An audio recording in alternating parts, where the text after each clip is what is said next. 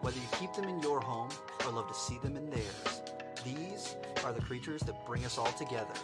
Reptiles. We're going to be delving into the experiences of reptile lovers from around the block and around the world. This is the Reptile Talk Podcast.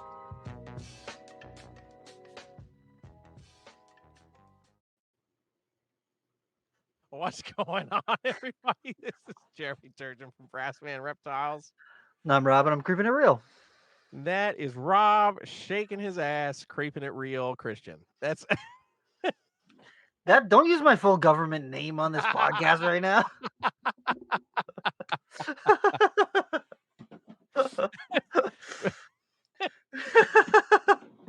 Mostly the creeping it real, shaking his ass. Come on now, don't use my middle name. yeah, it's extremely hyphenated.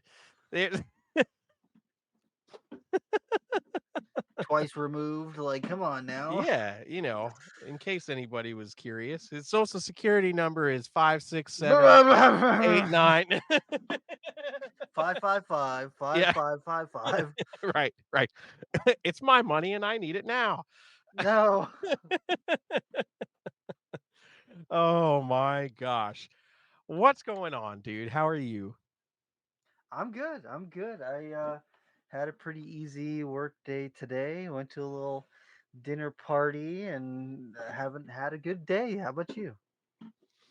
That's awesome, man. Yeah, today's been a good day.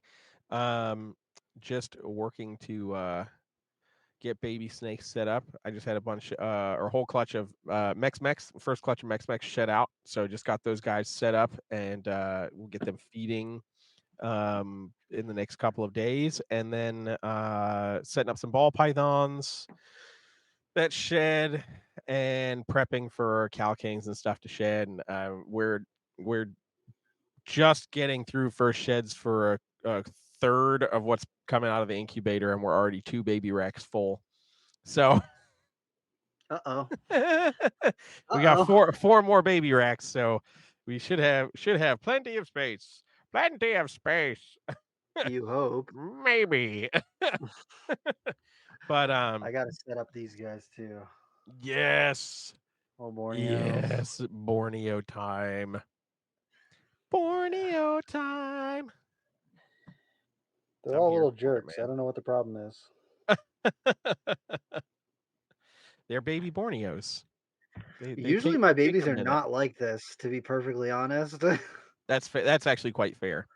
That's actually quite fair. Well, Rob, have you taken the time to whisper sweet nothings into their ear so that they know you're No, not I a have giant not, monster? actually. No, I have not done that actually. See, that's the problem. It is part of the problem. That's there you go. We're watching. If you're not on YouTube, you should jump onto YouTube to watch Rob use his soup ladle to pick up Borneo short-tailed pythons. So is this from? This isn't from the skunk Granite. clutch, is it? No, this is the ultra granite stuff. Okay, hell yeah, dude. There's a couple really cool ultra granites in here, some really nice granites, stuff with stripes on it, and yeah, just some neat. And there's one in here that looks like an ultra that doesn't look like it has any granite in it, and it doesn't make any sense because both parents are granite. It Granite makes ultra. sense. It makes sense, Rob, because Borneos. Because Borneos, yeah. I guess. If you want to breed things that you think should make sense and get things that don't make sense, breed Borneos. Yeah.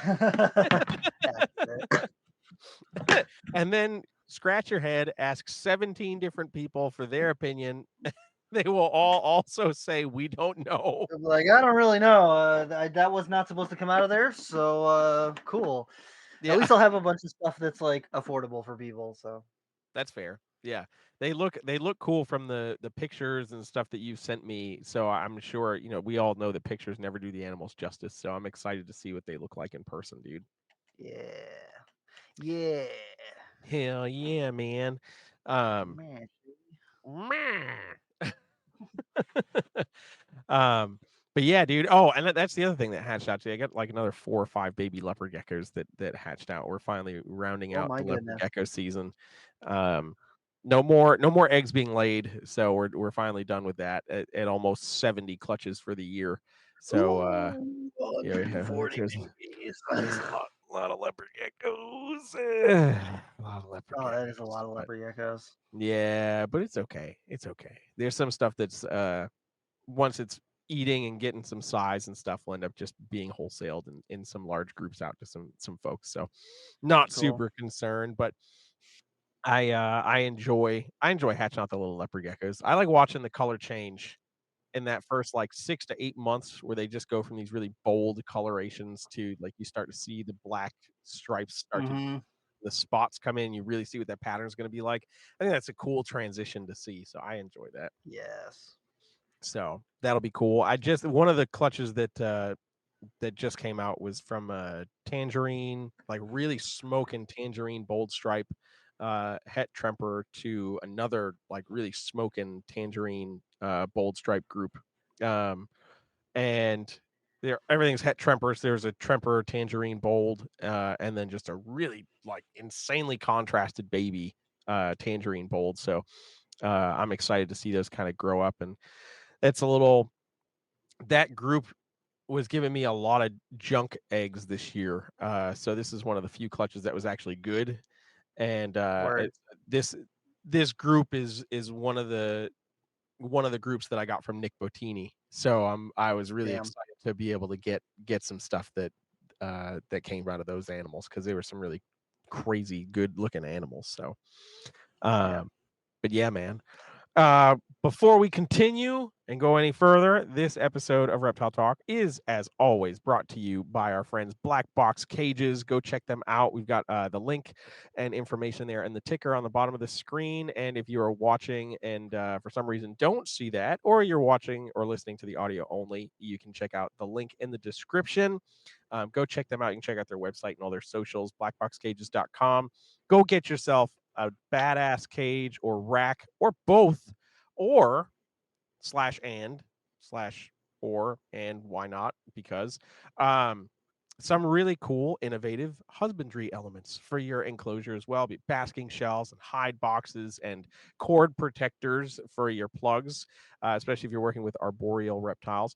Those are super helpful. So you can go check all those out, blackboxcages.com. And you can use code Reptile Talk at checkout and save a little bit of money on your order, because who does not enjoy saving money, especially in today's economy? I know I do. So you should too. I'm sure you do. Boom. I'm super stoked for tonight's episode, bro. I'm excited. This is gonna be a good one. It's late night Reptile Talk. And I think it's fitting because we're talking about creatures that love being in the dark. Yes. And even though I have a very bright light in front of me and you have bright lights behind you, we're not quite on brand, but close enough. We're talking cave geckos and some other really cool gecko species with our buddy Emilio Hernandez from Nightfall Exotics. Let's get him in here. What's up, everybody? Bam. What's up, Hey. dude? Nothing too crazy. It's been a while since I've seen you, Jeremy, and Rob. I saw you like 2 weeks ago. Yeah. Oh, that's right. At the Manchester show. That's right. Yeah, exactly. Yeah, that was a good one. That was That's right. an OG show. That was a show I definitely grew up going to. So it was nice to be there, venting too. Hell yeah, dude. Hell yeah. Yeah. Yeah, dude, we're stoked to have you on and get to talk cave geckos and some of the other reptiles that you've got going on. But for people who might not know you, what got you started into reptiles? So, like these two fine gentlemen here, I grew up in New England. And if anyone knows anything about New England, our reptile population is a little sparse. So especially if you're like me and you grew up loving lizards, especially. So there are actually, for those who don't know, there are no native lizards in Massachusetts, as a matter of fact.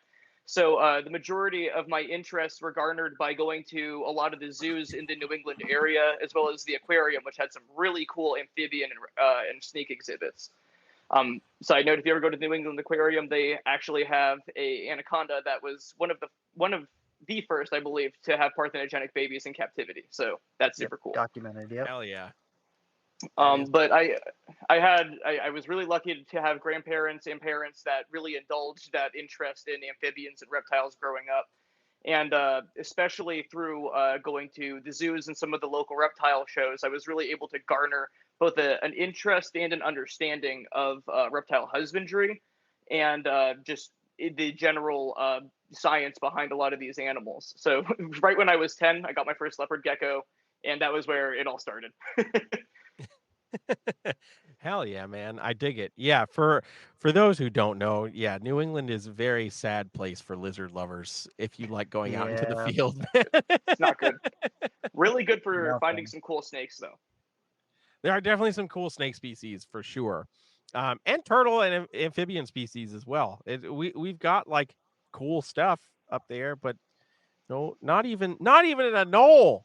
Not an Yeah. anole, not a skink, nothing. No Right. fence lizards, nothing. Nothing at all. And because of that, whenever we go to places that have native lizards, we all as adults now chase Lose our anoles and minds. skinks and fence lizards like we're 8 years old. When I was living in Florida, it's if you love lizards like I do, it's paradise. I mean, it's a shame that so many are invasive, but it was so cool seeing the curly tails and even on my college campus. I think was one of the first times someone had seen a brown basilisk in the Tampa area, and that was an Really? interesting Damn. find. Yeah, Damn. Yeah, that's actually pretty insane. it was mixed feelings, definitely, by a lot of the biology professors. Yeah. Fair. Yeah, for sure. Yeah. Yeah, it's like that's cool, but why? Why? Exactly. Why is this Why? here? Yeah. Oh man, hell yeah, dude. I dig it. What so what got you focused on the gecko species in general? Out of all the lizards, what brought you to the geckos? I think, at least starting out when I was 10, what interested me in leopard geckos was, first of all, I kind of loved, the dinosaur aspect. I was a big dinosaur kid, as most of us reptile people were. And so I loved the almost like raptor-esque look of leopard geckos back then. And Mhm. growing up, I really enjoyed I enjoyed that you could interact with some species and other species were, much more for visual display and you could focus on their husbandry. And just the variety of geckos. I mean, I love monitors and I love agamids, but I find the diversity within gecko, the Mhm. concept of geckos so fascinating. Yeah. Yeah, 100%. For those of you that watch here and also follow the US Arc channel, I did an interview with Emilio. We were talking about geckos and mentioning how Geckonidae as a whole seems like fairly underrated because a lot of people we Definitely. look at the crested geckos, the gargoyle geckos, all the new cow stuff, and of course leopard geckos and African fat-tailed geckos, and there's very few people that go beyond that to work with some of the really odd gecko species, including the cave geckos and stuff. But yeah, there's some insane looking gecko species out there that if you're not paying attention to, you'd never see, and Yeah. you're missing out. Like Mhm. you're Oh, seriously missing exactly. out. Definitely what got me into the cave geckos specifically was I always was kind of obsessed with them. I remember uh, seeing them a couple times in Reptiles magazine when I would read that. And of course, pretty often I would see the Chinese caves, the Hainanensis at shows. Those tended to be the Yep. ones that almost every show had. And I Heck always thought that just like the black and white contrasted with those bright red eyes was so sick. yes. And so I think it was my sophomore year of college. I ended up getting my first pair, and I tried my hand at breeding them. And like I had already been breeding leopard geckos for quite a bit, so it was pretty easy to get them started. And it kickstarted from there. I got a pair of Bowangs and then some Orientalis, and now it's just kept going since. Hell yeah, dude. And And you've diving into them, like you've been able to procure some of the less common cave gecko species as well. I know that those of us who pay attention to cave geckos at all, like we're very familiar with just Chinese cave gecko, and Yeah. that's about it. Man, no, but there's exactly. It's the dark ones. right, exactly, and they're beautiful, they're awesome, but they're there's so much more No, within there. exactly. So there's Chinese species, there's Japanese species, and there's Vietnamese species. I of course brought a little bit of show and tell. This is Hell yeah. a adult male Vietnamese cave gecko. This is Goniurosaurus luai. This guy is about 3.5 years old, so fully grown. as you can see, this is one of the larger species as well. Yeah, He that's cool. Yeah, he fills in my entire hand. Obviously, if you're familiar with just eublephaриds in general, some of the leopard geckos tend to be where it tops off. So it's pretty cool to see a cave gecko put on this much size. Hell yeah! And just like a lot of the other cave gecko species, they used to be pretty common in the trade because they used to be imported. But once CITES blocked any imports, of course now everything is captive bred. And so in Europe, these guys are pretty common. I see that a lot of people, in a lot of the cave gecko groups that are, in the UK and in the EU post quite a bit of success with them. But over here, they're quite few and far between. Hell yeah, dude. That's badass. And that's I That's like really that. I like that contrast. Like you've got some really dark banding on there, but then you have these cool muted gray bands as well. That's a really cool look. Yeah, And I like that it's got pattern spots on it. Something Yeah. that's cool about these guys and the Goniosaurus oranius is that they have much longer spindly limbs, sort of like the Iranian leopard geckos, the Eublepharis agraminiu. Mm-hmm. And a part of that, I believe, is just to traverse different terrain because, of course, like they've all the different species of Goniosaurus have adapted to the more rocky terrain, the more leafy terrain, or the more flat terrain, depending on where they're from. But of course, as the name cave gecko suggests, they are both nocturnal for the most part, and also are often quite close to caves and rocky systems because that's where they like to hunt and retreat. Heck You know, yeah. reptile folks are so creative when it comes to common names. I mean, it certainly depends, doesn't it? Yeah. I remember back in my tarantula days, just like everything was red knee, zebra knee Yeah. this, zebra knee that, and so like moving into reptiles, at least it's a little bit better. But there's the Vietnamese cave gecko name is given to Luai and Oranius and sometimes Huliensis as well. So it's always funny when that happens. Yeah, exactly. It's like fantastic, great. Yeah.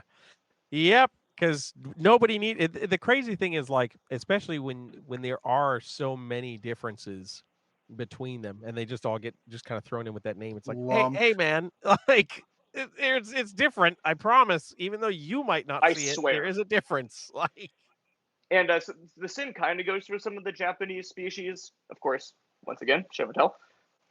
I have a male Orientalis. This guy I produced 2 years ago. That's pretty. I'm going to show, well, if he's going to let me. Obviously, I don't want to stress him out. So this is a fully grown male. As you can see, these guys are a lot smaller in comparison. Yeah. These are an absolutely spectacular species. A lot of people who have been doing this for a while probably remember when these were like $150 on a table. And then, of course, once again, when imports stopped, not many people had continued breeding them. I've talked to a lot of people who had like sold their entire groups right before the ban. So a lot of people regretted missing out on them. So 100%. I'm very grateful that I've been able to set up some groups of them. Hell yeah, dude. So these guys, this is my ignorance in some of the cave gecko species. When these guys are younger, are the oranges and stuff more are they brighter, and then they kind of dull out with age? So very similar to leopard geckos and African fat tails. Like they have very like they have much thicker banding and patterning, as well as much brighter colors right when they hatch. Mm-hmm. Think of think of like the color changes in some of the albino leopard geckos, for example. Like it's like they're just like how some of them are bright pink when they hatch. So a lot of the Japanese species hatch out like bright orange, like neon orange and that black, and it's super cool. I have a picture on my Instagram of two like fresh hatchlings that kind of display that. And so as they get older, I have noticed that some individuals do retain even more of the more color, I guess the more vibrant orange. But that's definitely not all of them. And, honestly, that's never been too much of an issue for me, both probably from being used to it with leopard geckos, but also because, like, as you can see, the contrast is still there, even on a adult animal. Yeah, 100%. That's why I was asking, because I'm like, I can certainly see there's orange on that On animal. that, Like yeah, like it's definitely noticeable for sure.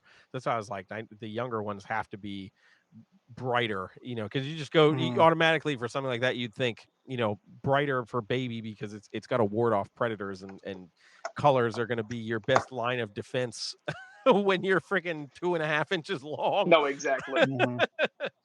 And I know in the wild they very often, like, the babies, when they hatch, they're tiny, so they're under leaf litter for the most part, which is optimal when you're 1.5 inches long. Right. I mean, Yeah, please, giant magnolia leaf. What is really funny is I have talked to a couple people who have recently gone to Okinawa, and at least in the rainy season, like, these are animals that have a vulnerable status in the wild. And they are protected, but you wouldn't think it because all the videos they take, they're just running all across the ground, like everywhere, like they're trying not to step on them. It's hilarious. Definitely somewhere I would love to go someday, and definitely a little envious that they get to see that many in the wild. just chilling, just hanging out, like You're no having big a good deal. time. Damn. That would be that would be a sight to see for sure. And of course, like, they're such beautiful geckos too. I mean, just that combination of, like, the Halloween colors, honestly, are just something that I love seeing. Like on I think I mentioned this before, Jeremy, like on our other talk, but like the Bismarck gold ring pythons, I've always thought Oh yeah. similar thing like that. Those Halloween colors are just crazy. I love that combination. Yeah, 100%. It that level of contrast, like, you can't help but be drawn to it because it's not something that you would normally see put together. So when you do see it, you're just like, God, like that's really Exactly. cool. Like you're gonna see that out of the corner of your eye and immediately be like, what the hell is that? Exactly, and that is definitely why a lot of people, talk to me about them. Is they're interested. Same with it's sort of like how the cave gecko. Sometimes I hear like the emo leopard gecko. Yes. Oh my god. And so, like, Yes. I've heard people refer to them as like Halloween, the Orientalis as Halloween cave geckos, and there's a lot more interest in them. I know that some of the bigger names like Josh's Frogs have had them, available somewhat recently, like in the past like few years, and that's definitely brought more people into the public eye. I also sometimes see the Reptile Report post them a lot from other breeders, so Yeah. that's always cool. Yeah.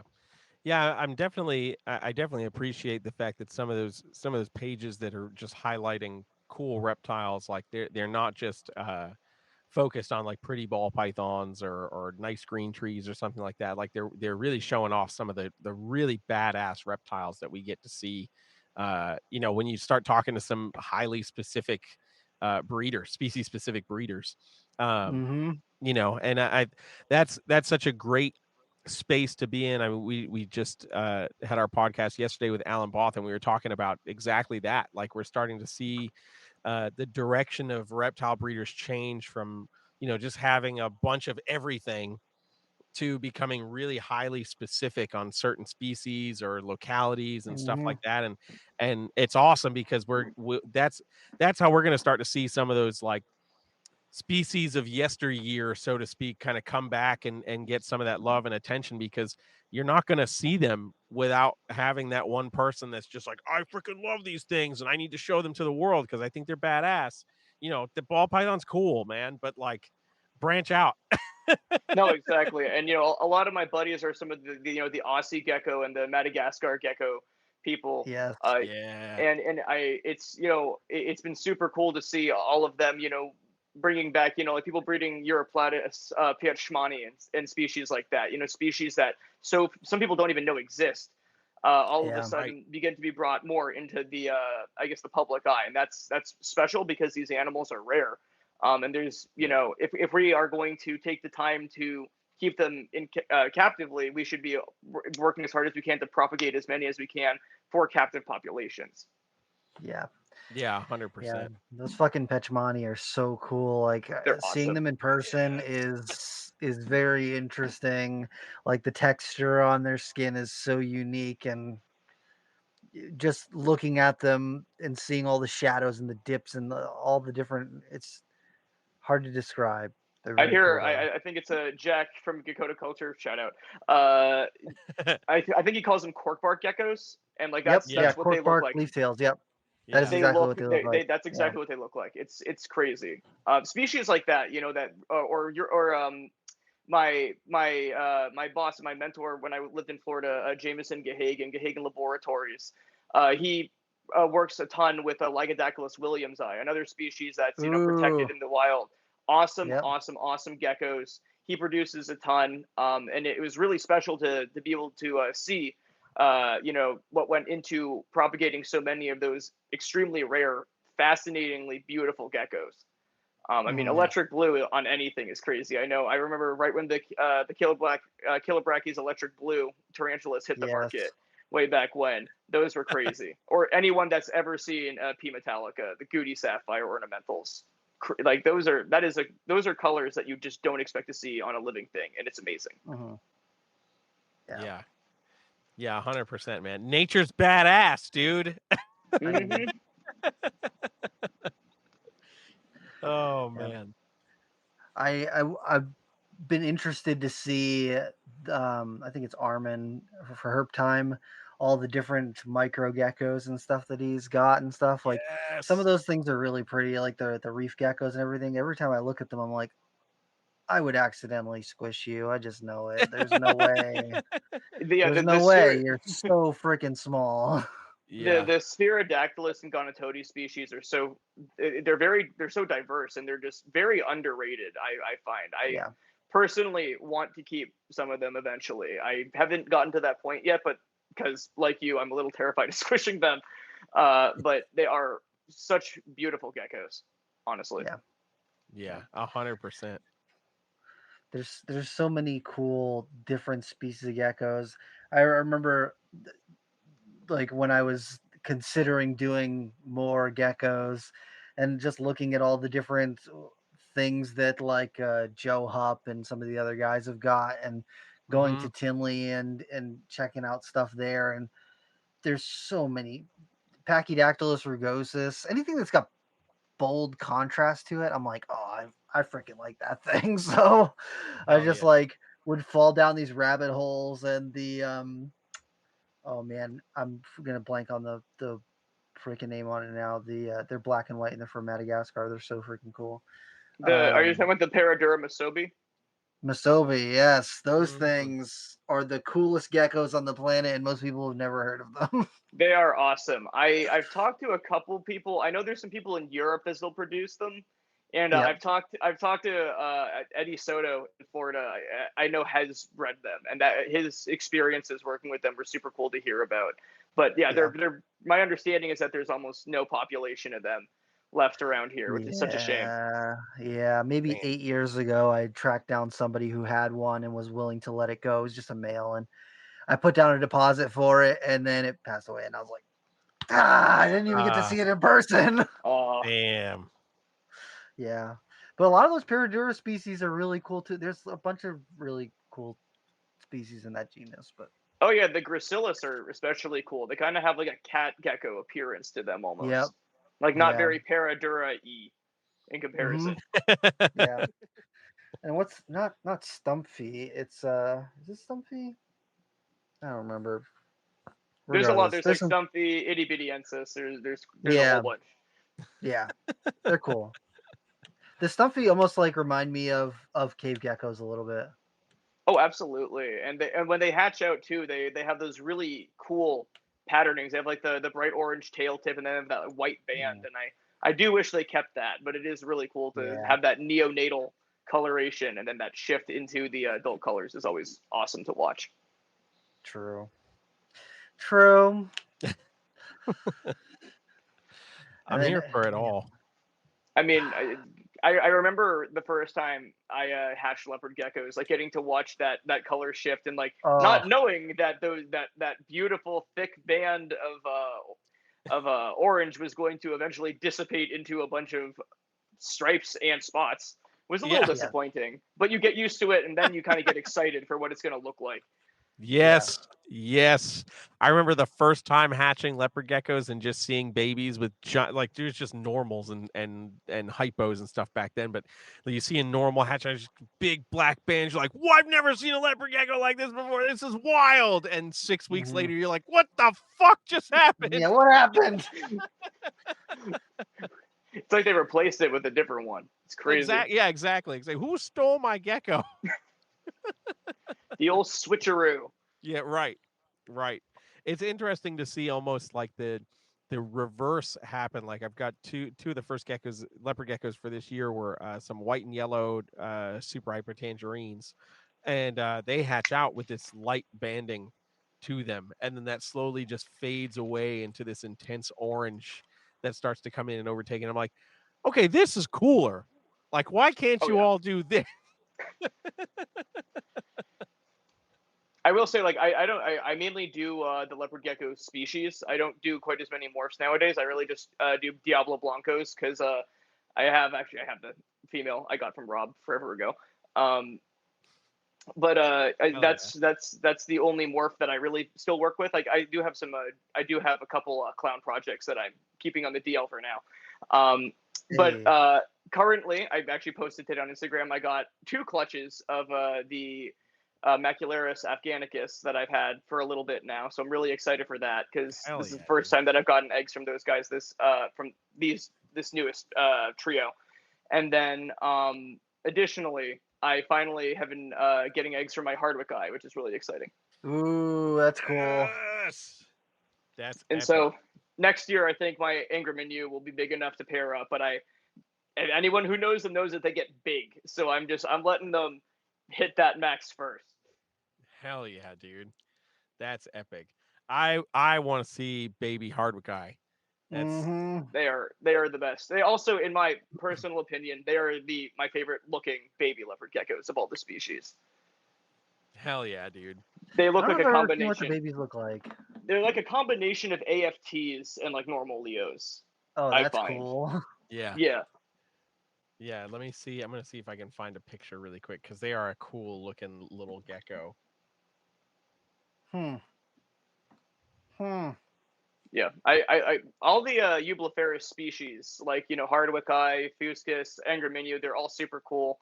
I think I saw some Saphorensis a couple Tinleys ago too, and that was really cool because I don't see those very often. Yeah. Okay. All right. Let's see.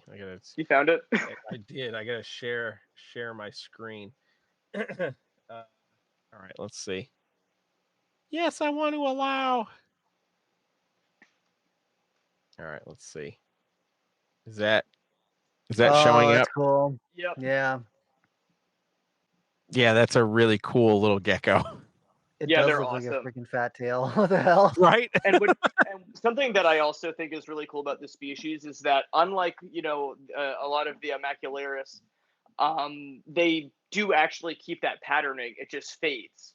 So they do keep those bands. Like that coloration, that look stays. Sometimes it kind of, broadens a little bit, but that's what's really special about Hardwick eye, is that they keep cool. that look. Yeah, let's see. Just an awesome species. That's a really cool gecko. Yeah, it's a cool gecko. and they're also a good size. They get nice and beefy, which I love. They're like, I also you keep them a little more. At least I've been told to keep them a little bit not humid, but like you don't want them as dry as you might keep some of the other species. Yeah, and I've heard that before too, man. And since I tweaked that, I got eggs, so worked for me. Hell yeah. That is badass because that's definitely not a gecko you see every day, and it's as you said, like that's an awesome little eublepharid species, and even into adulthood, a big beefy gecko. Just again, the diversity of Geckonidae, like something like that is in the same family as some of these like micro gecko species that we're afraid of squishing. Exactly. Like that's just freaking insane, man. That is just freaking insane. And I mean, I'm obsessed with the eyelid geckos. I mean, anybody talks to me about them. Sconiosaurus, Eublepharis, Alice, Ulera scalabodes, the cat geckos. We talked a little bit about that before. Yes. And then of course, I really like the Coleonyx too, the geckos from my lineage, the Central American bandeds, and of course the Yucatans as well. All Hell such yeah. cool geckos, very underrated too. Hell yes. Yeah, Coleonyx, like the elegans. That's a cool looking gecko. Spectacular gecko. And one of my favorite South American, or sorry, not South American, Central American species. Well, just say myself there. But yeah, so I've actually had the privilege of seeing wild, not the elegant, but I've seen Mitriatus in the wild when I visited family in El Salvador, and I've also That's cool. I've had people go to Mexico and send me photos of the elegant. So just so cool to have those species be from the, you don't have to go all the way to Asia to find these guys. They're actually in the Americas, which is just so dope. And of course, there's also the U.S. based ones, like and there's just so many cool species. All the Texas bandeds. Mm-hmm. Yeah, when I went to Arizona with my mom, I saw probably like a half dozen of the banded geckos, just like under rocks while I was herping, walking around I'd literally just pull over to a little place on the side of the road and go flip some rocks for a little bit, and there was always a couple of them, and they'd make a whole bunch of noise, noise when you try and grab them.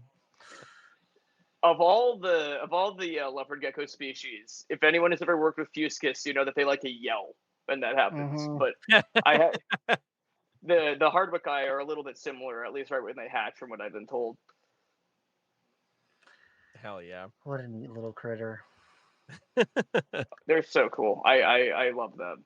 All of the Eublephaриdae is so cool to me. I love that body plan too. It's just I once heard someone refer to it as like classic gecko. Just like because I feel like the leopard geckos have at least been really good for getting more people into reptiles because, love it or hate it, they're very easy for people to anthropomorphize because they look like they're smiling a lot of the time. And that obviously is good as an ambassador animal.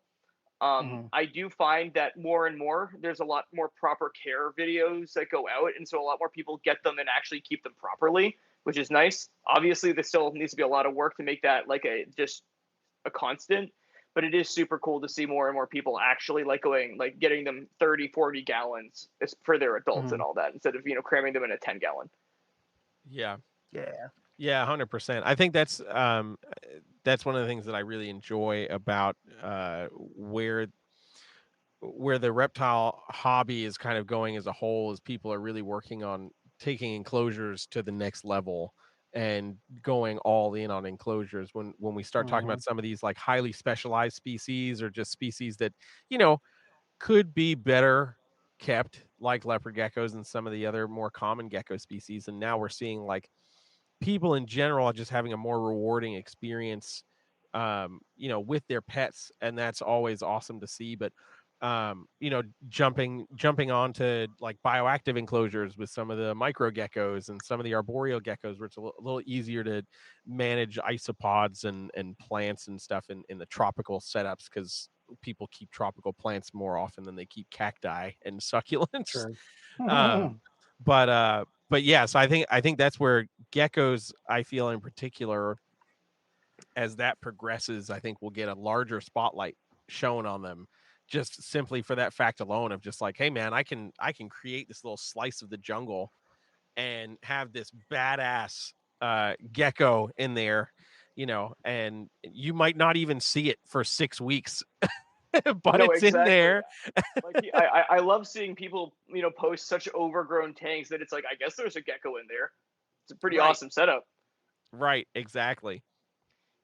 Yeah, like leopard geckos are really like that. Again, I'm maybe a little bit biased because that was what got me into reptiles way back when I was 10. But that was just that was an animal that not only like appealed to me to have as my first pet reptile, but also just like, I mean, I had that gecko for 12 years. I absolutely love that gecko. And I got it when it was already an adult because we got it from a friend. So I'm still really grateful that that leopard gecko that she was able to kickstart all of that for me. Yeah, 100%. 100%. I think that's the other great thing with gecko species is, because some of these species like leopard geckos and crested geckos and stuff like that are not challenging to keep and maintain. They are that great segue into keeping reptiles as a whole. Whether you end up sticking with geckos or not, but there's certainly like a childhood-esque whimsy of holding a little gecko, especially again for us New Englanders that were lizard deprived children. Yeah. That I get. That is also just a huge part of it. Was that it was like if you went to, I remember being a kid. If you were lucky enough to have a friend whose parents would hire one of those dudes to come bring some animals, Yes. that was your opportunity to see a bearded dragon, an iguana, and a leopard gecko. That was it. And maybe if you were lucky, an alligator with its mouth taped shut. Yeah. Listen, man, I think every kid needs a tokay gecko. I don't know why that wasn't passed around. I think that was the optimal choice, personally. There's no better combination than children and tokay geckos. Yeah, it's a great. Yeah, no, nothing can go wrong. I'm sold on this.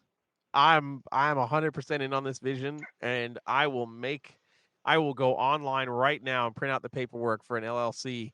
And it's just Tokays Are Us, and it's nothing but passing around tokay geckos to people.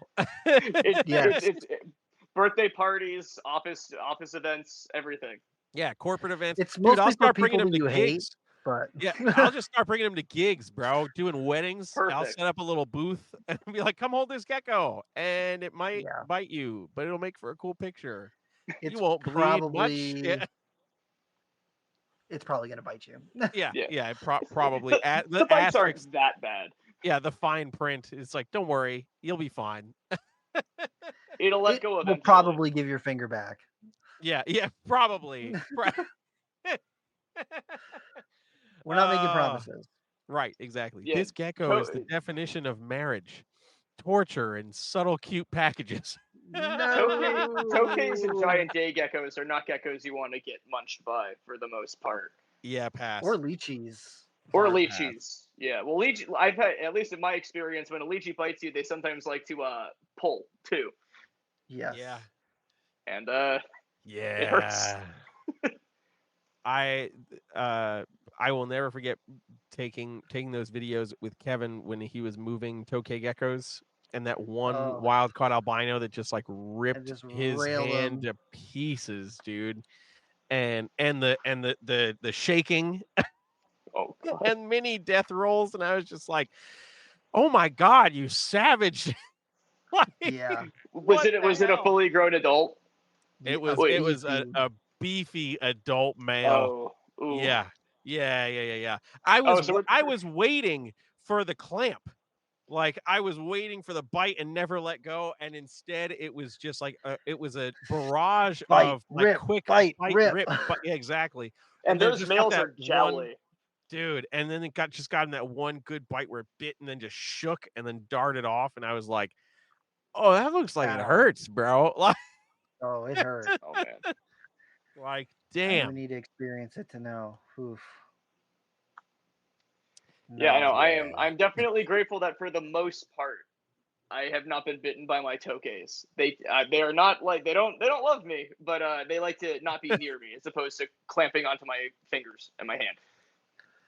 Yeah, that's fair. That's fair. I think I've kept tokay geckos years ago, and I think every experience with them was torturous, or at least those are just the only memories that stick out in my brain. So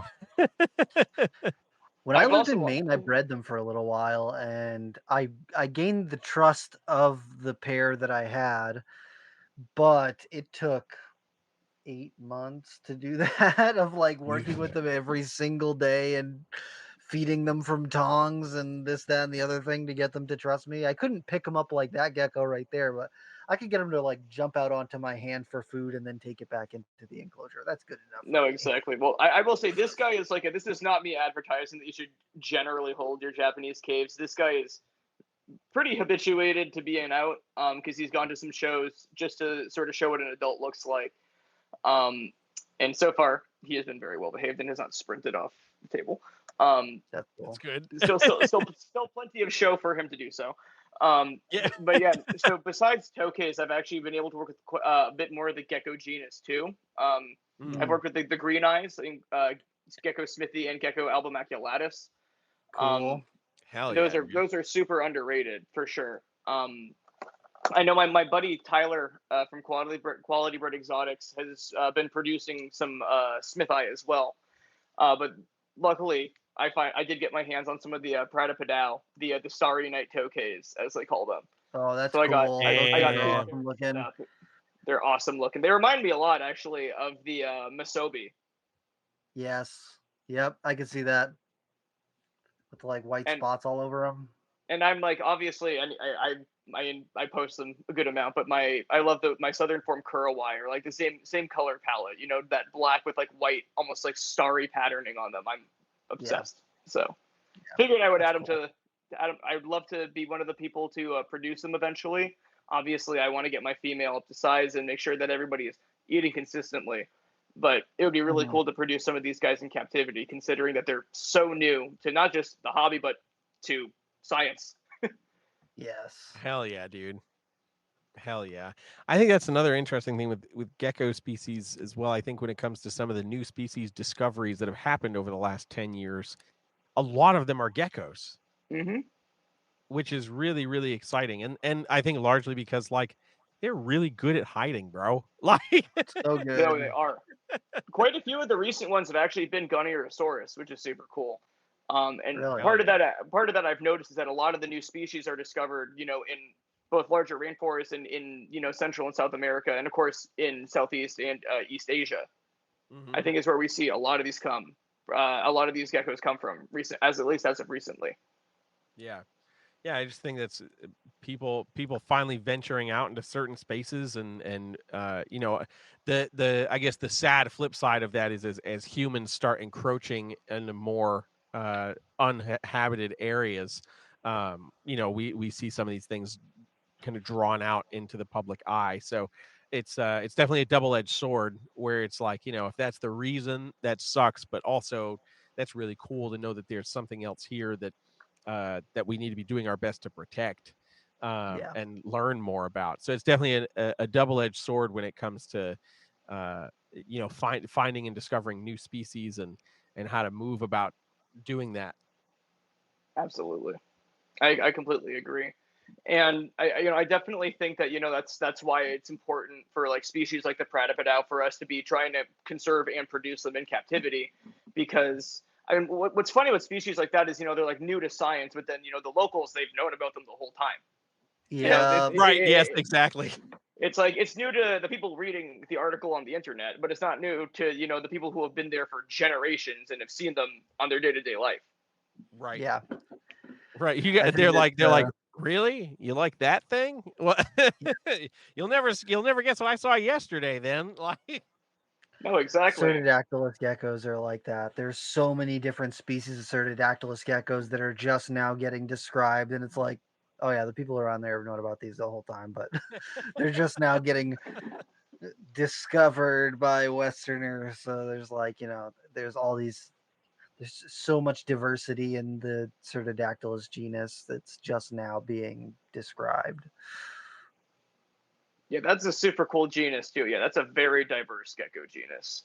They're my favorite. I love them.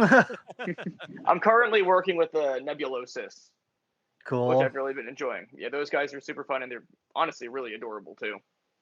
Yeah, I got Uriangiensis. I used to have Pigensis, and which I guess now are Zebraticus or something.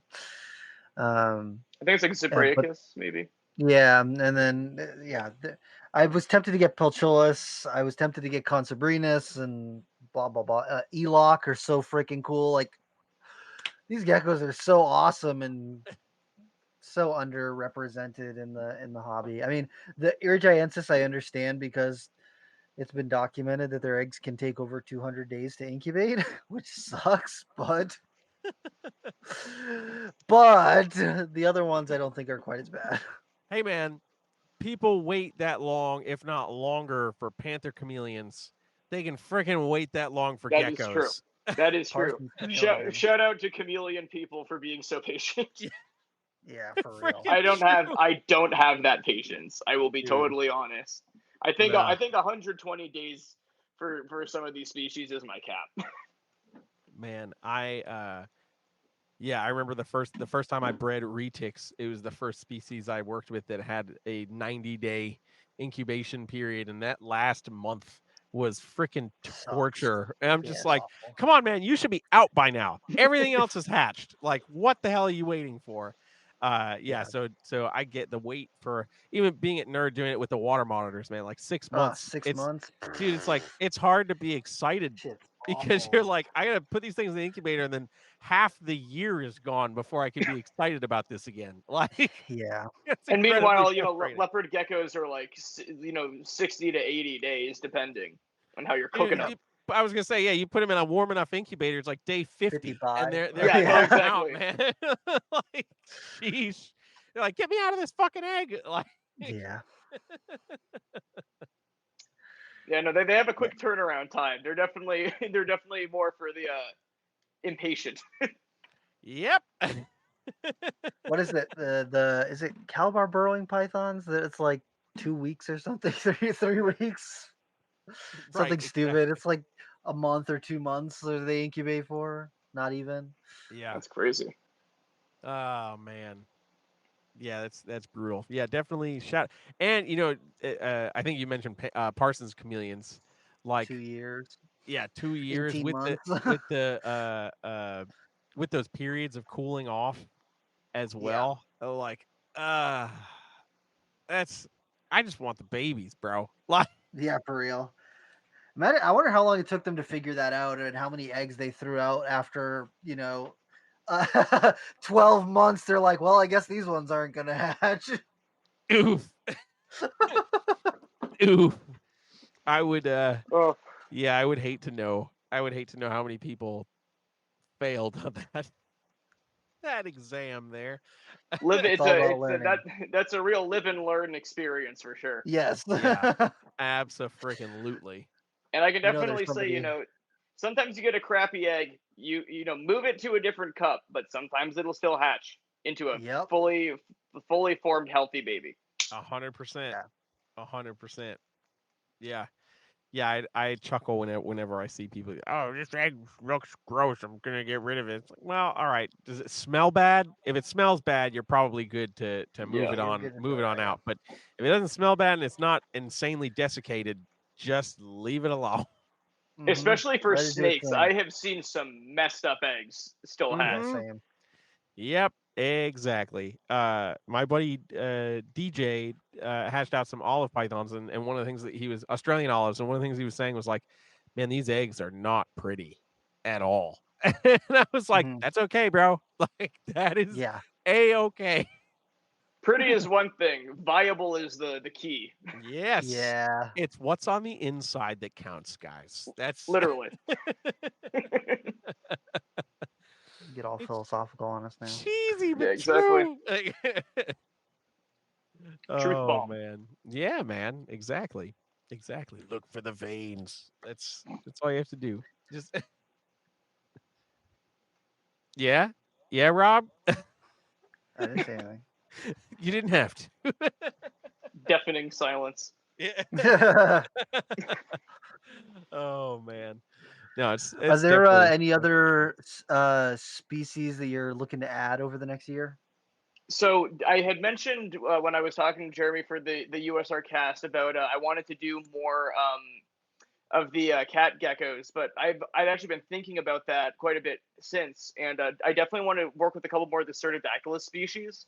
But I've really been on a roll with the day geckos, and just working for a Gehagen laboratory has really got me into Phelsuma and Lygodactylus.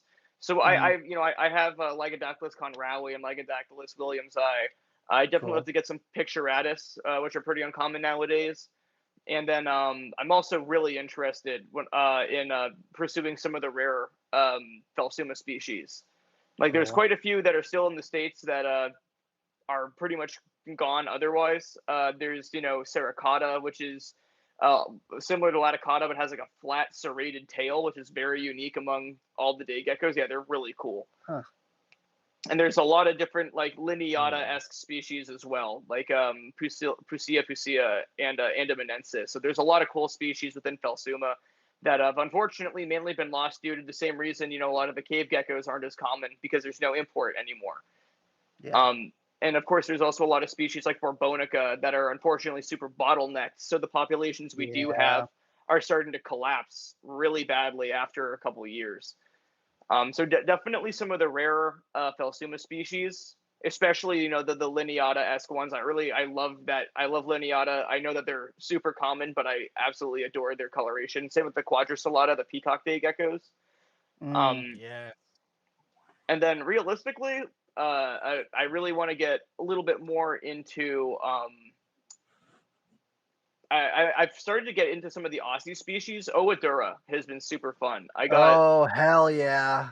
I got a pair of Fimbria from Richie Lale and at Florafauna, and I'm super excited to have those. The Oadura Fimbria are so cool, very Pokemon-esque. They really don't look real, like with those like big bands around their eyes and stuff. Yeah, they are absolutely awesome. I love watching their behaviors at night. I've talked to quite a few people that are working with them, so I do have plans to eventually pair them up next season and definitely get my hands on some of the other species in the process too. Cool. Hell yeah, Oadura is another one of those ones where it's like, this thing should be way more popular than it is. No, exactly. Because I have Stropherus, Williamsi, Intermedius, and Ciliaris, so I've really been enjoying that genus. So I definitely want to work with some of the other similar Aussie geckos. So Oadura has really popped out to me. Yeah. Hell yeah, dude. How do you find you like the Stropherus? I feel like those are kind of hit or miss, whether people like them or not. I've enjoyed them. I have not had the best luck in breeding them, but it's all trial and error. Wasn't successful for the most part this year. That's okay. We'll try again next year. I've gotten better advice since then. Changed up the setups, changed up temps. So, just going to keep my fingers crossed for next year. And in the meantime, definitely going to try to set up some more Ciliaris pairs this year too. Cool. Hell yeah, dude. Have you ever had them shoot their sticky goo at you? Once. And what? Once. And it is really not a good smell. No. Like it's not as bad as getting musked on for the most part, depending on what it is that's musking you. But like, it's not a pleasant smell, and it's also just like, I'm not used to lizards, never mind geckos, making that foul a smell, short of monitor crab. Yeah. And in some ways, it's worse because you can actually it's sort of like skunk spray. You can't just wash it off your hands. You gotta like really lather your hands for quite a bit before you get that smell off. And it's also sticky to the touch. It's kind of like getting honey or something on your hands. It's not a good thing if you have some texture issues. Pass. Hard pass. Yeah. Yeah, no. Exactly. Yeah, geckos are crazy. Yeah, the Stropherus geckos, I think there was that video that Tanacatia shooting its goo, the scientific terminology. Yep. I think I saw that video go like viral at least 3 times. Yes, and at least. And I think that completely destroyed the general public's perception of reptiles forever. Yeah. Because it was like everybody was like, so the Dilophosaurs in Jurassic Park were realistic, and it's like, no. You're like, hold on. That's not what we're saying. Yeah. Oh, man. And that's why that's why geckos are so weird, because they're just like that. They have so many weird different adaptations that we see amongst them. Be it the ability to, like, the fish scale geckos just turn themselves into a piece of raw chicken to get away from everything, just by shedding all those cluster scales, or just all the species that drop their tails differently. Some species slough off skin, like a lot of the giant day geckos do that. There's just so many weird and wacky adaptations that they have. And I know that for some people, that's really what brings them in, especially for the Europlatus, just that some of them lie down on a branch and they're gone. Gone, yeah. Yeah, I think that's probably one of the coolest things to see is when camouflage is that highly specialized and you watch something walk and stop and sink in and you can't and then exactly it's just gone and you're just like, holy shit. Like that's wild. Pechmani are like that, dude. The Pechmani are just like that. I remember the Bronx Zoo, at least for a while in its Madagascar exhibit, had this really nice enclosure with either Sicari or Fimbriatus. I do not remember which species. But I remember, like, you would be sitting out there, and no one, if they didn't know what they were looking for, could find it. It would just be chilling right on the bamboo, and everybody like, "Where's the gecko? Where's the gecko?" And of course, if you're, you know what you're looking for, you find it pretty quickly. But it is absolutely amazing how quickly and efficiently they just blend in. Like they have like just the right place on their body for a moss spot to blend in almost. Yeah. Nature is wild, yo. It is wild. But any opinions on Clemeri?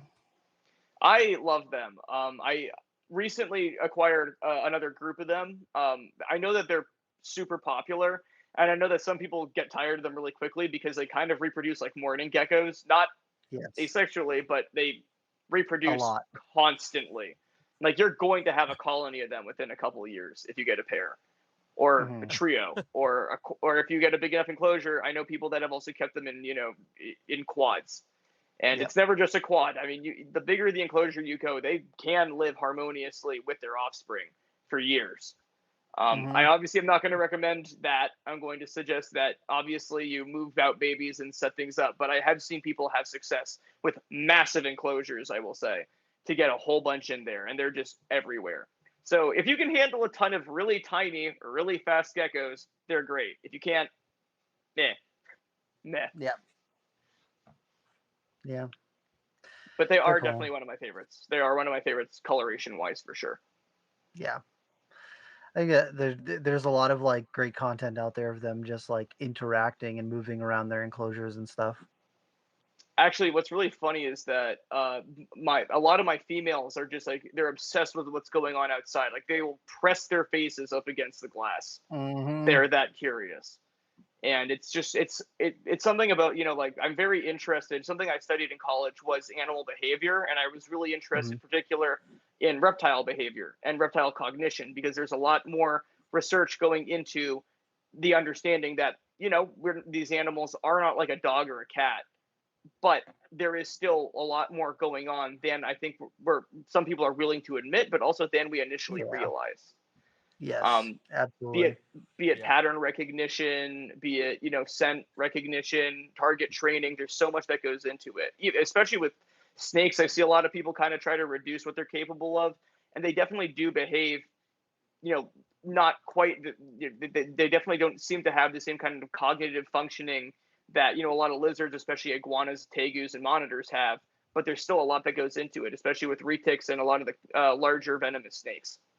Which has always been super fascinating. Hell yeah. Jeremy's loading. Hell yeah. I dig it. Yeah, my Wi-Fi has become spotty. I don't know why. I think we have a storm front that's coming in over here, so my Wi-Fi is active. I think we do here too, so don't worry. Maybe we'll all lose connection at the same time. Oh, bye, Jeremy. Bye, Jeremy. Godspeed. The 100-mile stare. Well, while it's just you and me. Hey. No, it's really exciting to be on the cast. Rob, you're one of the people that I've known in the hobby the longest. And it was really funny seeing you at Daytona because I was just like, I know you. And it's like very out of the realm of places where you'd expect to see me. No, and it's just like it's funny how life goes in that kind of regard too, because I'm really glad that I've continued to work with reptiles. It's really something that's always been not just a passion, but like it really is. I'm sure the same with you. It's part of my identity in a sense. How that interest in that, and how we grow as people with our animals and with what we learn from keeping other species. Mm-hmm. Yeah. And yeah, for me, it's so integrated into my life that like I've met people who are not into reptiles and they're like, so what do you do? And I'm like, reptiles, that's it.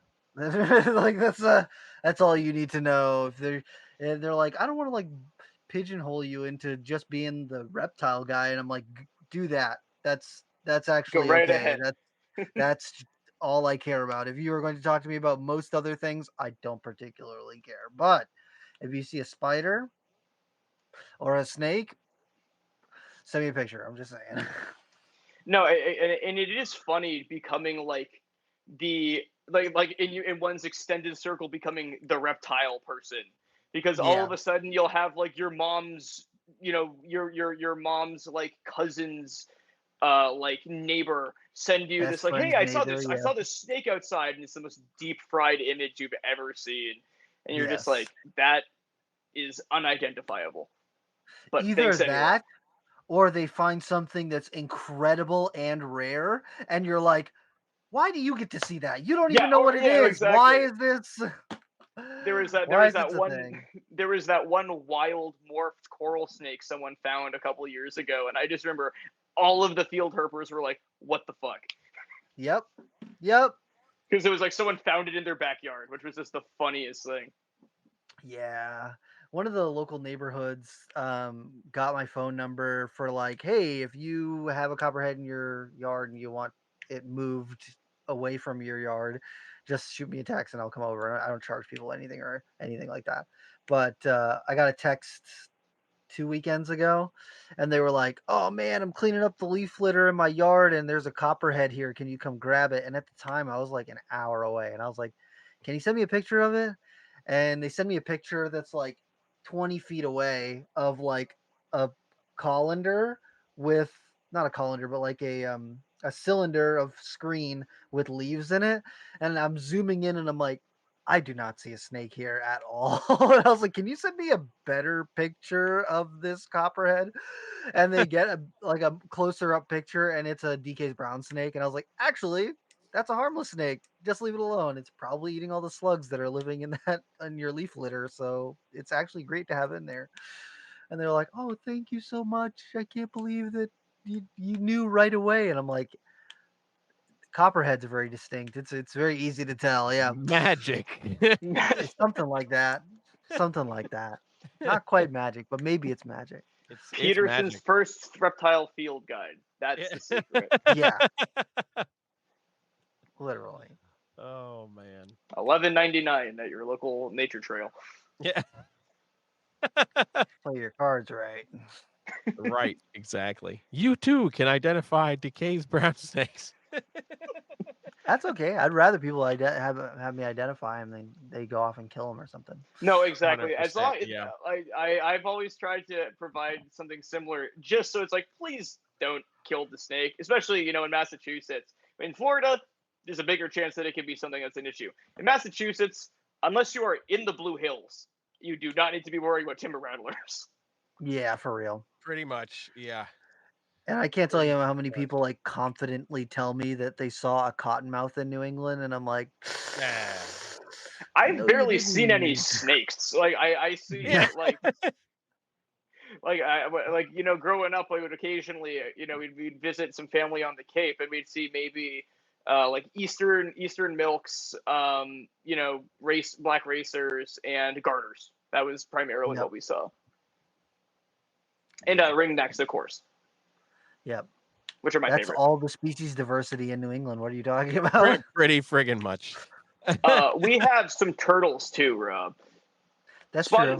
Spotted turtles are an awesome claim, I will say. Those things are They're awesome. gorgeous, and the ones from New England are very pretty. I'll give you that. They are.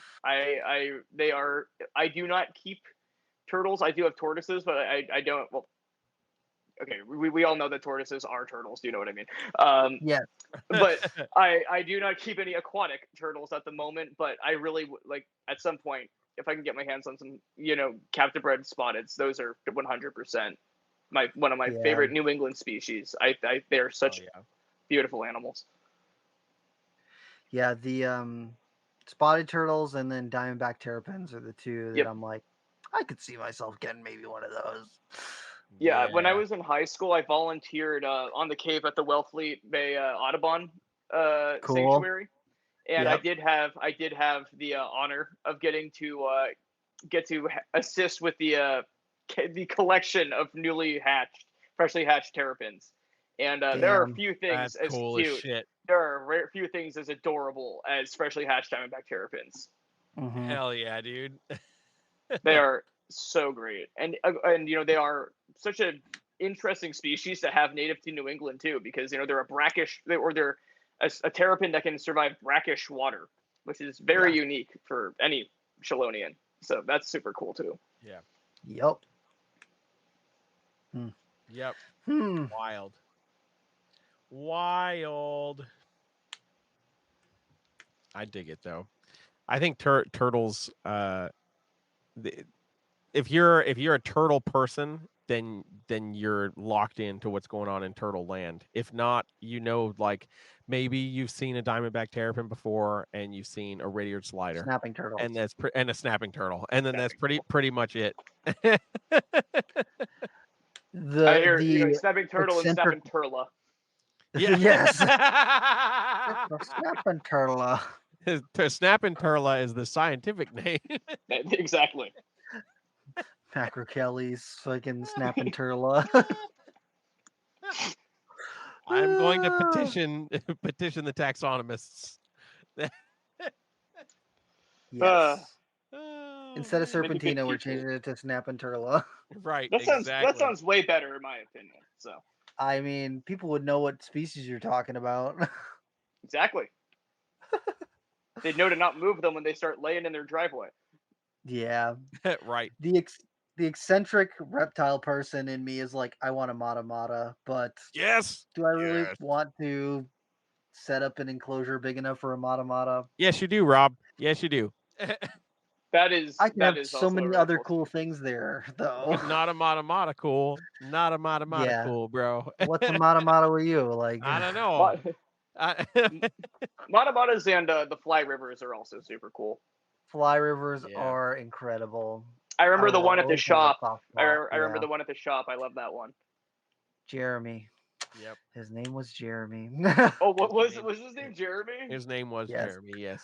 So I take it you were named after the turtle. No. Yes, he was. Yeah. Yes, no, he was. The turtle was named after me. Don't let him lie to you. That turtle is named after me. No, but you want to know what's ridiculous? Is that after working at Nerd and then Kevin randomly posting a picture or a video of Jeremy and being like, "This is Jeremy," blah blah blah. Everybody was like, "Oh, Kevin's making fun of you," and I'm like, "Listen, you pieces of shit." No. It just so happens that this turtle is also named Jeremy. Yeah. Nah.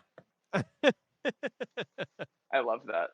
That's wild. Oh man, that is funny. Yeah. Bum bum bum. But I definitely story of how Jeremy got his name. You said what? Oh yeah. How did I'm curious. What? I missed the question. Oh. I missed the story of how Jeremy did end up getting his name. Well, my mom almost named me Jeremiah, and I don't know. We can text Kevin. Yeah. Why? Share your screen. Let's find out. Let the people find out. I don't know if we need to do that. I don't know if we need to do that. I don't know if we need to do that. I don't think we need to do that. I don't think we need to do that. Oh no. But no, yeah, fly rivers are super cool. That's like it's a freshwater sea turtle. What's not to like? Badass as hell. Yes. Right. Yeah, they're such a fun Definitely time. another reptile where it's like you got to do a double take because it looks like it's made of like 4 different things. Yeah, yeah, it really freaking does. Does It not really look like a freaking real. does. I've seen people like on videos ask if they're AI generated, which is like, you know what? I'll give you What? that one. I'll give you that one. Just for like, I don't even for like soft shells. I don't think anyone's used to a nose like that on a turtle. Yeah. True, absolutely true. Oh, Ugh. I love it. I love it. Hell yeah. Well, I'm looking at the time here. We have passed our hour mark, but that's totally cool because I'm all for geeking out about reptiles. But as we round this out, we've got to ask you one final question, Emilio, and that's the question we ask all of our guests. So, what in the realm of reptiles, be it something that you have in your collection or something that you've seen online, scouring the interwebs or anything like that, what in the realm of reptiles has you excited about reptiles right now? So more than anything, I've been so excited to finally, within the past year, procure, Goniosaurus, 2 pairs of Goniosaurus curowai southern form. Those are those crazy Starry Night ones. And then I also have a pair of the Goniosaurus splendens. Those are the smaller pink ones. Super excited for those guys. They are laying and gravid currently. Haven't hatched any out Damn. quite yet, but they're all nearing that time. And Hell you know, yeah. I don't like to jinx things. I'm always scared of posting eggs for a species like that just in case I'm jinxing it, which is paranoid, but also like I don't know. Yeah. I Oh don't like no. risking stuff like that. I feel that. I don't like risking stuff like that. I also don't like having it up if it doesn't work out. I don't like having that on my socials. Like it's just staring at me. Um, but realistically, I've been able to really put in the work in the past 2 years to figure out the best way of incubating all these different species. So I'm hoping for a lot of like so far stacked up right now. I've got those guys. I've got my Phelsuma nigra striata. I've got those hardwick eye, like tons of new species that I have not produced yet, about to hatch and laying, and I'm really excited to offer more, at shows. Definitely excited to talk to people more about these species, but especially to just, keep filling out all these different species that I've wanted to work with and produce for the past 5, 6, 10 years. Mm-hmm. Hell Hell yeah, yeah. dude. That's That's epic. awesome. That's freaking epic. That's what it's all Love about, it. man. Absolutely. And I'd also like to quickly make a little shout out to my buddies Mark Corwin and of course Billy from a Creepers Herpetoculture.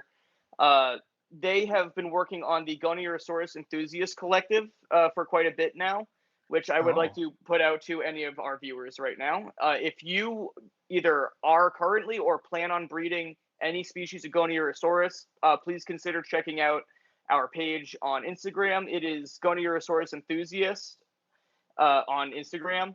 I'm happy to send that to these guys if they want to put it in the description.